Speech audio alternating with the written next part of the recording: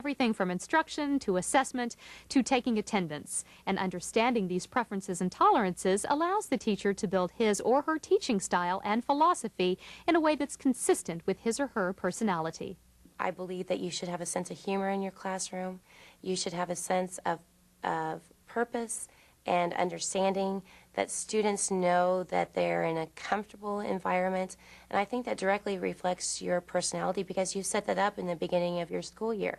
I like to have a lot of fun, and I think learning should be fun for kids. I think your classroom environment should be fun. I think you should bring your sense of humor into the classroom, and mine isn't always the best, but I try, and I think the kids really enjoy it when your teacher has a good time and it reflects on, what they're going to learn that day, every day at school.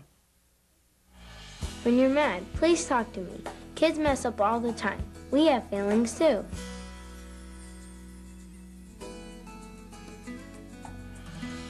A strong philosophy will allow you to maintain focus, have a stronger presence, and better manage your class. A good way to define a teaching philosophy is that it's a teacher's perspective on students and how they learn. This philosophy will serve as a benchmark against which you measure everything you do. Every teacher has a teaching philosophy, whether he or she has committed it to paper or shared it with others or only thought about it in passing. A general teaching philosophy might include 3 purposes of education: learning for today, learning for tomorrow, and learning to enrich life. It might also include such ideas as learning is a lifelong process, or learning should be enjoyable yet challenging. However, personal teaching philosophies are unique for every teacher. My basic teaching philosophy is that it's my job to teach the students that come to me, and that they're going to come with all kinds of abilities, they're going to come with all kinds of set ideas, they're going to have different ways and different styles of learning and behaving in their classroom. But no matter what they bring to me, I need to learn as much as I can about them, and then I need to be able to teach the curriculum to them. You have your own ideas about what's important for your students to learn, but the district or state also has curricular guidelines to which you must adhere. These guidelines will affect the learning objectives of your class and will therefore play a role in how you carry out your teaching philosophy.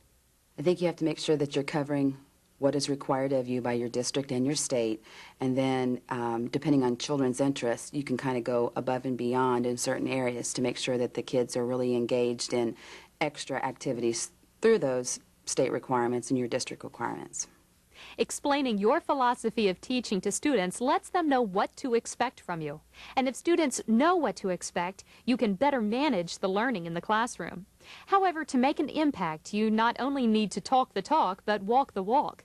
In other words, you must make your teaching philosophy become a promise to teaching that you keep. Your philosophy must come alive for your students through the actions you take every day.